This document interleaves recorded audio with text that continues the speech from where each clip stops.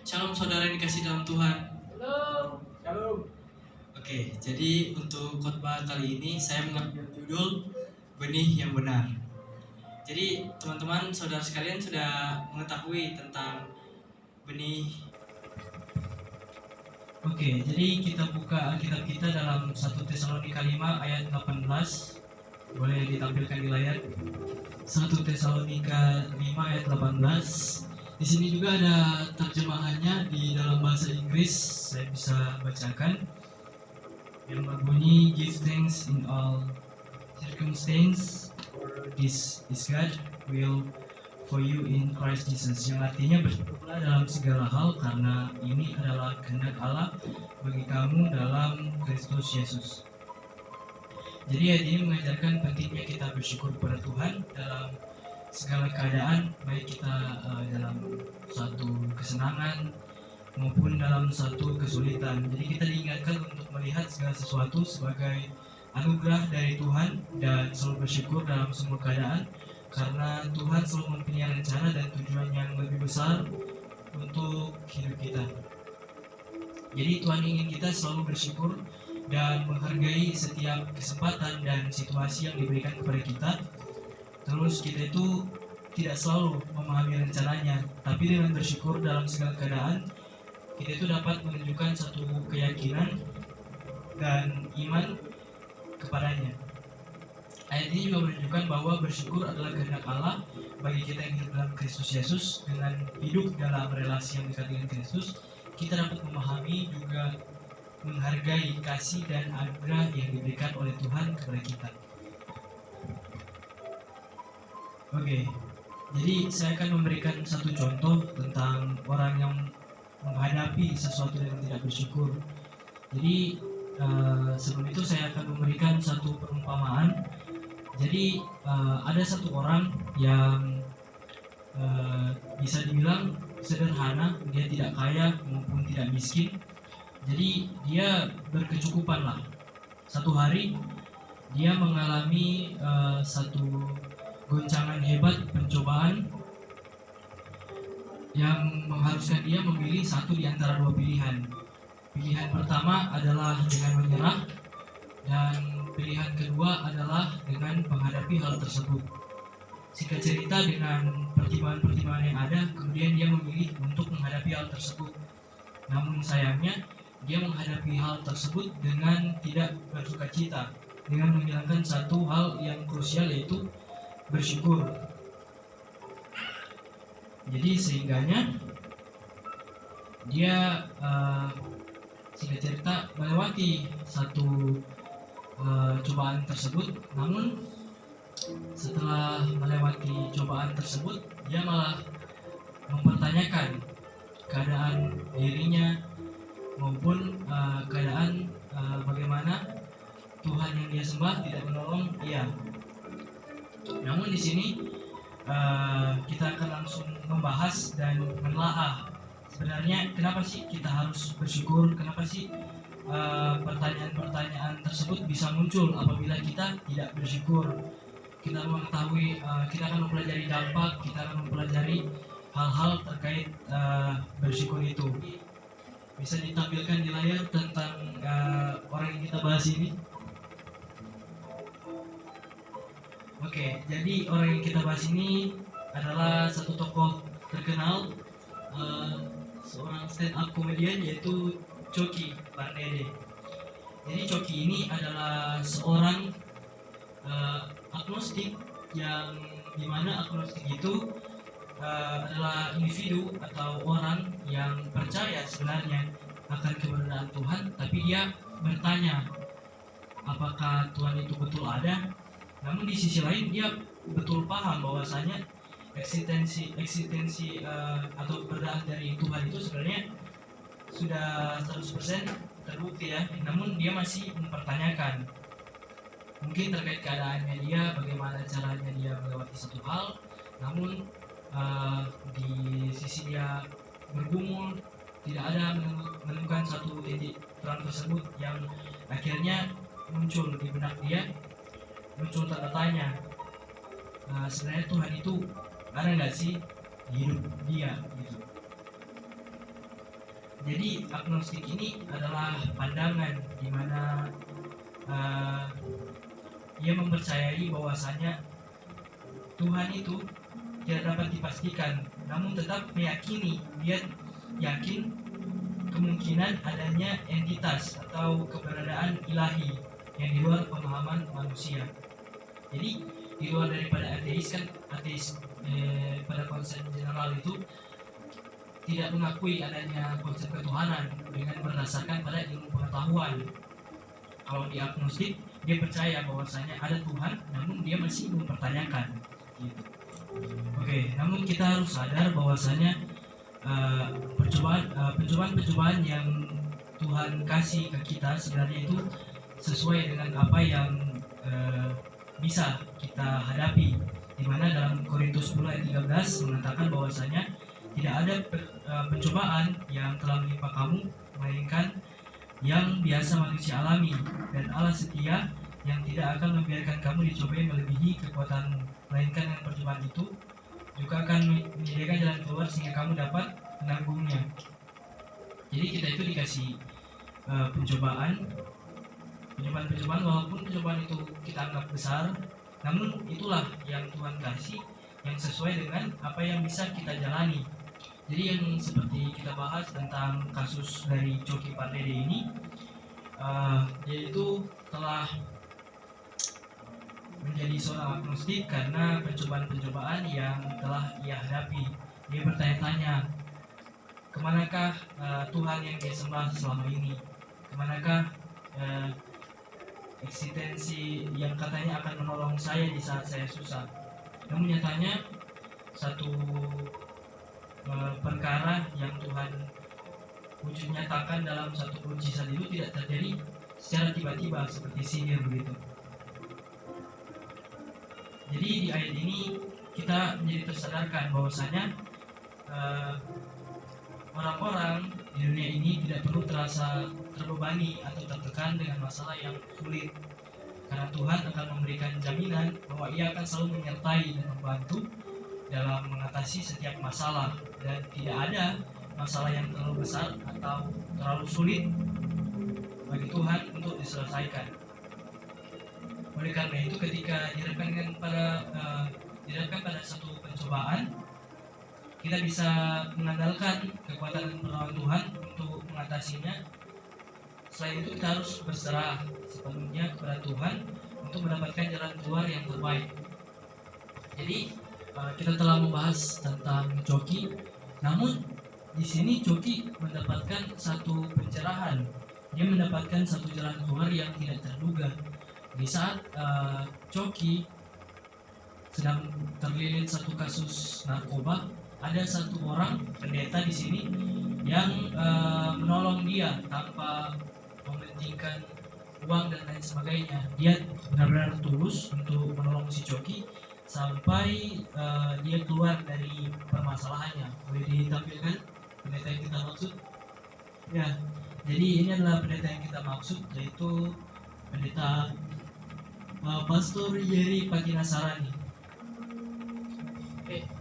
Ada itu di WA, di WA coba buka dulu. Oke, saya ada kirim itu video. Post dulu. Oke, jadi sesuai dengan ayat yang kita baca tadi, di mana Tuhan itu kasih kita satu pencobaan itu tidak akan melebihi dari kekuatan kita. Tuhan akan selalu kasih jalan-jalan yang bisa dibilang mujizatnya untuk kita menyelesaikan pencobaan yang kita anggap sudah tidak ada penyelesaiannya lagi. Jadi dari kasus Coki, kita akan melihat Coki ini ternyata dibantu oleh seorang yang tidak lain dan tidak bukan adalah Pastor Yeri Patinasarani, di mana pastor ini tidak dibayar oleh Coki, dan Coki ini bilang bahwasanya dia tidak akan memberikan satu kepastian bahwasanya setelah dia mendapatkan pelayanan dari si Pastor Yeri ini, dia akan masuk Kristen atau masuk ke gereja setelah itu. Namun si Pastor Yeri ini tidak masalah, dia no problem dengan hal tersebut karena tujuannya hanya satu, untuk melayani si Coki ini. Karena seperti kita teman-teman, justru kita akan cenderung timbul rasa takut, di mana kita akan ikut bersama-sama dengan Coki untuk memakai narkoba. Namun untuk si Pastor Yeri ini, dia tetap menolong si Coki Pardede ini agar supaya ia terlepas dari kendali narkoba. Boleh diputarkan langsung videonya?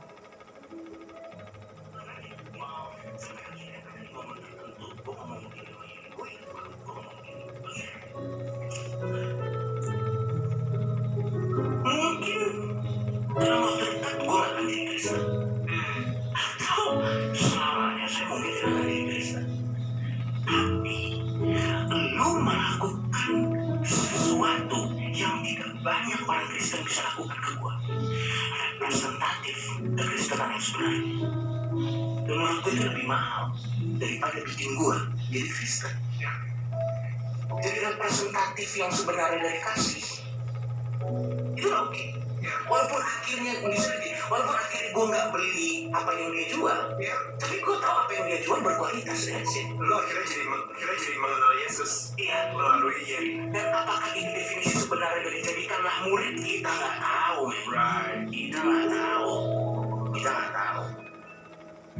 Oke, jadi itu tadi adalah video di mana si Coki ini sudah terlepas dari adiksinya terhadap narkoba, dan Coki sendiri ngomong bahwasanya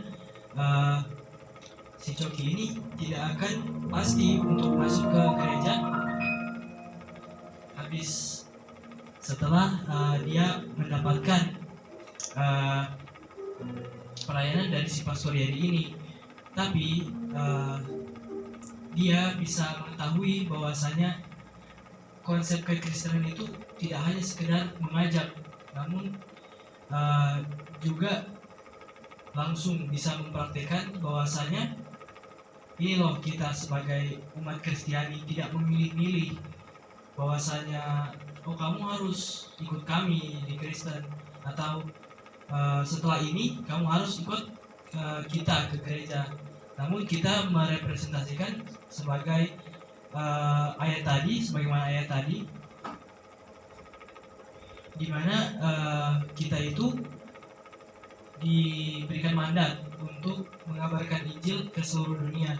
Nah, tadi di set awal saya menaruh bahasa Inggris untuk ayat 1 Tesalonika 5 ayat yang ke-18. Jadi pasti akan timbul di benak teman-teman semua, kenapa Alkitab harus diterjemahkan ke dalam berbagai bahasa? Jawabannya cuma satu, supaya banyak jiwa bisa diselamatkan. Jadi Alkitab menyuruh kita untuk mengabarkan Injil ke seluruh dunia, sebagaimana terdapat di Matius pasal yang ke-28 ayat yang ke-19 sampai 20, yang berkata demikian: Pergilah, jadikan semua bangsa muridku dan baptislah mereka dalam nama Bapa dan Anak dan Roh Kudus, dan ajarlah mereka melakukan segala sesuatu yang telah kuperintahkan kepadamu, dan ketahuilah, aku menyertai kamu senantiasa sampai akhir zaman. Jadi dalam ayat ini Tuhan Yesus memberikan perintah kepada kita untuk menjadikan semua bangsa sebagai murid-murid Kristus, sebagaimana yang dilakukan oleh Pastor Yeri, di mana dia melayani si Coki ini tanpa pamrih. Dia tanpa ingin menginginkan sesuatu dari si Coki ini. Dia tidak menginginkan apapun setelah dia melayani si Coki ini. Namun yang satu, dia telah melakukan mandat dari Tuhan, yaitu mengabarkan Injil ke seluruh dunia. Memang dalam prosesnya kita mengabarkan Injil tidak semua harus atau bakalan diterima oleh orang-orang. Ada juga yang bakal ditolak, atau bahkan kita bisa dibunuh hanya dengan mengabarkan Injil ini. Untuk sekedar informasi saja teman-teman, supaya menambah wawasan kita. Jadi semua murid dari Tuhan Yesus itu setelah kenaikan Tuhan Yesus ke surga, mereka terus mengabarkan Injil sampai mereka itu semua terbunuh hanya karena mengabarkan Injil ini, teman-teman. Jadi begitu bisa dibilang agung ya, perintah ini perintah agung untuk umat Kristen, di mana kita harus menjalankan perintah ini sebagai satu hal mutlak yang tidak bisa ditawar. Jadi sebagaimana pastor Yeri lakukan, dia melayani si Coki ini sampai pada akhirnya dia mengakui bahwasanya Tuhan itu ada, karena dia melihat sendiri ciptaannya yaitu pastor Yeri, di mana pastor Yeri itu melakukan seturut apa yang dimaksudkan oleh firman itu, tanpa dia harus merasa tertekan atau dipaksa terkait satu dan lain hal. Jadi dari perintah atau mandat agung ini itu memberikan tugas kepada kita umat Kristiani untuk mengabarkan Injil dan membawa kebenaran ke seluruh dunia, dan juga di seluruh suku, di seluruh dunia gitu. Jadi hal tersebut menegaskan betapa pentingnya misi pelayanan bagi umat Kristen. Jadi walaupun kita seperti teman-teman bisa IO, bisa multimedia dan lain sebagainya, teman-teman bakal ada di satu sesi di mana teman-teman bakal berdiri di mimbar ini untuk mengabarkan Injil, karena itulah mandat yang diberikan. Jadi sekedar informasi, mandat itu kenapa saya bahas mandat terus. Jadi karena mandat ini adalah satu hal yang memang harus kita lakukan. Nah, dari situ bakal muncul pertanyaan bagi teman-teman semua, apa sih mandat itu? Jadi mandat itu merupakan satu tugas penting bagi seluruh umat Kristen untuk mengabarkan Injil dan membawa kebenaran ke seluruh dunia, bangsa maupun suku. Jadi mandat ini menegaskan betapa pentingnya misi pelayanan bagi umat Kristen dan betapa besar kasih dan pengorbanan Kristus bagi seluruh umat manusia. Oke, dari situ kita sudah paham ya teman-teman, bagaimana konsep dari bersyukur, bagaimana konsep kasih, bagaimana konsep kita melayani, bagaimana cara kita untuk mengabarkan Injil kepada sesama. Kita akan lanjut ke pembahasan Amsal 11 ayat 25, boleh ditampilkan slide selanjutnya. Amsal 11 ayat 25, orang yang berlimpah-limpah memberkati, tetapi siapa yang mengekik orang lain, dia sendiri akan kekurangan. Jadi ini sudah masuk ke benih ya teman-teman. Jadi ini representatif dari benih uang, dimana ayat ini mengajarkan bahwa orang-orang yang murah hati dan dermawan tentunya akan mendapatkan satu berkat yang berkelimpahan dalam hidupnya. Dalam memberikan berkat kepada orang lain, ia tidak hanya membantu orang lain, tapi juga dia bakal mengalami berkat itu sendiri. Namun orang yang mengalami keuntungan dari orang lain atau menekan mereka akan mengalami satu kekurangan dan kesulitan dalam hidupnya. Jadi teman-teman, ayat ini menekankan pentingnya sikap dan perilaku positif dalam kehidupan sosial dan juga ekonomi. Orang yang berlimpah-limpah memberi dan memperhatikan satu kebutuhan orang lain akan meraih satu keberkatan dan penghargaan dari orang lain. Dan sebaliknya, siapa yang egois, siapa yang tamak, tentunya akan kehilangan kepercayaan dan dukungan dari orang lain. Oleh karena itu, kita sebagai umat Kristen diajarkan untuk hidup dalam kasih dan kepedulian terhadap sesama, dan memperlihatkan satu sikap yang dermawan, yang murah hati di dalam segala hal, bukan hanya uang ya teman-teman. Namun di representatif kali ini adalah uang. Oke, selanjutnya di Amsal 18 ayat 21. Oke, Amsal 18 ayat 21 saya bacakan. Mengatakan bahwasanya maut dan hidup ada dalam genggaman lidah, siapa suka menggemakan lidahnya, ia akan memakan buahnya. Oke, jadi ini adalah representatif dari perkataannya teman-teman. Jadi ayat ini mengajarkan bahwasanya kata-kata yang keluar dari mulut sangat penting dan mempengaruhi hidup kita. Kita dapat menggunakan lidah kita untuk mengucapkan kata-kata yang membangun, memotivasi, menyemangati orang lain, atau membuat satu hal yang positif di hidup orang lain, namun sebaliknya kita itu dapat menggunakan diri kita untuk menyakiti, mencaci, atau bahkan memfitnah orang lain. Sehingga ini ayat ini mengingatkan kita bahwasanya setiap tindakan memiliki konsekuensi, termasuk kata-kata yang kita ucapkan. Jika kita menggunakan kata yang buruk dan merugikan orang lain, maka pada akhirnya kita juga bakal dirugikan. Jadi kita akan mendapatkan satu hal atau dampak negatif dari hal tersebut. Tapi kalau kita menggunakan kata yang positif, yang membangun, maka kita juga akan mendapatkan satu dampak positif dari kata-kata tersebut. Oleh karena itu, kita diajarkan untuk menggunakan lidah atau kata-kata perkataan kita dengan bijak.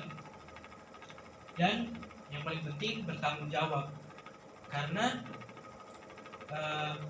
kita itu diajarkan untuk berbicara dengan kasih dan menghindari kata-kata yang kasar atau merugikan orang lain. Oleh karena itu kita harus bisa ada di bawah moral juga, yaitu pengendalian diri. Oke, ayat yang terakhir Matius 7 ayat 12 ditampilkan. Kita singkat saja. Matius 7 ayat 12, segala sesuatu yang kamu kehendaki supaya orang berbuat kepadamu, berbuatlah demikian juga kepada mereka, karena inilah isi seluruh hukum Taurat dan kitab para nabi. Jadi ayat ini sering dibawa ya. Jadi sering juga dijadikan sebagai satu prinsip orang Kristen atau golden rule yang mengajarkan kita harus memperlakukan orang lain dengan sama seperti yang kita inginkan untuk diperlakukan oleh orang lain. Jadi kalau misalnya kita mau diperlakukan baik, kita juga harus memperlakukan orang lain secara baik. Selain itu, ayat ini juga mengajarkan bahwasanya prinsip ini merupakan inti dari seluruh hukum Taurat dalam kitab para nabi. Yang artinya kita memiliki prinsip ini, maka kita sudah memenuhi seluruh hukum dan perintah Allah yang terkandung dalam kitab suci. Jadi prinsip emas ini menjadi panduan bagi kita dalam kehidupan sehari-hari, di mana kita itu bisa hidup dalam kasih, kedamaian, dan juga keadilan dalam melakukan sesuatu untuk memperlihatkan satu kepentingan dan kebutuhan orang lain, serta untuk senantiasa berlaku adil dan mengasihi sesama manusia. Dengan kita menerapkan prinsip ini, tentunya umat Kristiani itu kita sebagai umat Kristiani dapat memberikan satu teladan yang baik bagi dunia dan turut membangun kehidupan yang baik serta harmonis. Jadi mungkin teman-teman sekalian sudah mendapatkan insight dari yang saya bahas kali ini. Dan kalau misalnya teman-teman jadi buka kuesioner ya. Kalau misalnya teman-teman punya pertanyaan, nanti sebentar boleh ditanyakan. Jadi saya tutup dan saya undang Gandhi untuk boleh berdoa. Masuk video TikTok tidak. Tapi masuk Tuhan, mari kita berdoa. Ya Tuhan, sekarang kami mau pulang, jaga kami di jalan sertai dengan tempat tujuan di dalam nama Tuhan Yesus. Amin.